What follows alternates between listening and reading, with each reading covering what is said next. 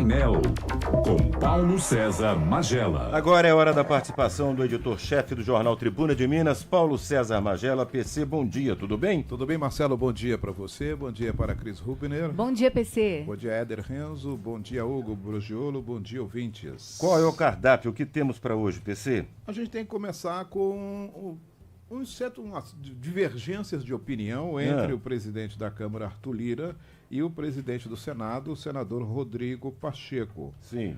Porque eles estão discutindo um assunto que tem chamado a atenção em decorrência de uma proposta que está tramitando na Câmara dos Deputados sobre blindagem de parlamentares. É um projeto porque lideranças da Câmara se reuniram ontem com Lira para articular mudanças que protejam parlamentares de operações de busca e apreensão. Isso dentro do Congresso, limitando os poderes do Supremo Tribunal Federal.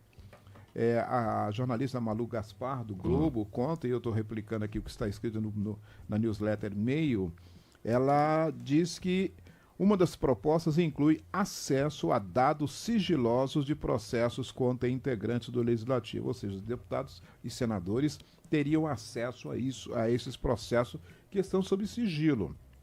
Só que o presidente do Senado, Rodrigo Pacheco, que é um jurista, ele foi presidente da Comissão de Constituição e Justiça, foi presidente da OAB Minas Gerais, ele conhece a lei. E ele diz que não é razoável pensarmos que a proibição de medidas cautelares contra qualquer tipo de segmento ou qualquer tipo de autoridade pública é um problema. Isso é meio de investigação, dado ao direito de quem investiga o poder de coletar provas. Ou seja, o Rodrigo não concorda com esse privilégio, porque o parlamentar tem imunidade em voz e discurso. Ele pode fazer isso. Agora, também querer ter acesso a dados que estão sigilosos, eles não são diferentes dos demais. Então, isso é um dado que está chamando a atenção, porque essa matéria está tramitando nos bastidores do Congresso Nacional, especialmente da Câmara Federal.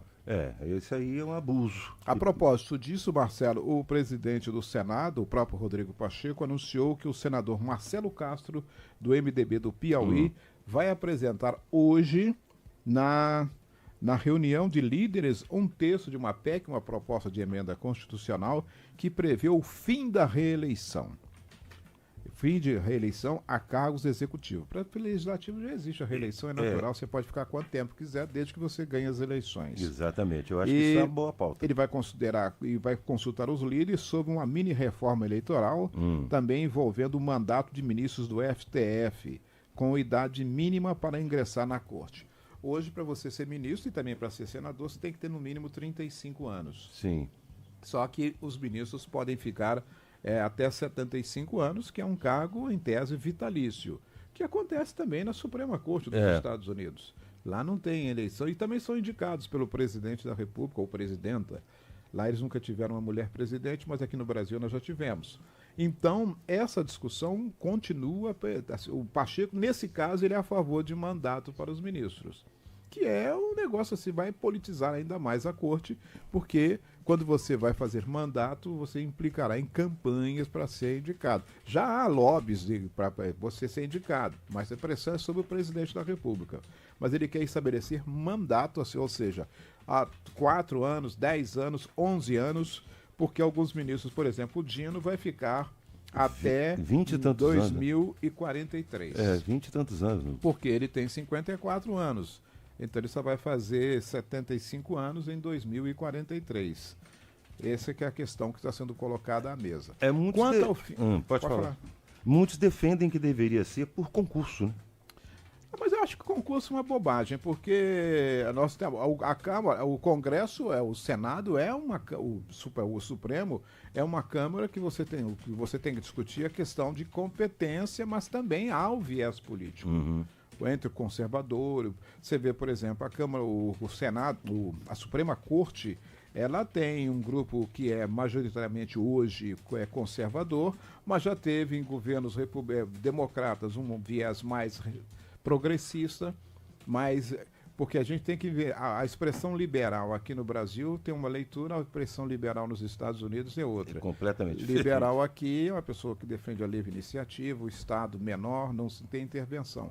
Lá nos Estados Unidos, liberal é uma pessoa que aqui no Brasil é chamada como progressista. Então, se você fizer concurso, está arriscado você ter um grupo de tecnocratas, simplesmente, e isso não é o viés da lei. A lei Sim. carece de interpretação. A gente já tem concurso para juízes.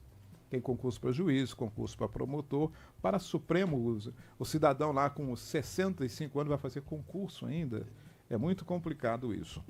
Tem esse lado mesmo, de fato. O Instituto da Reeleição, sim, é uma discussão que tem defensores e tem críticos, porque foi criada pelo Fernando Henrique, quando no seu primeiro mandato, em 1994, foi aprovada e hoje ela está vigendo desde o primeiro mandato de Fernando Henrique.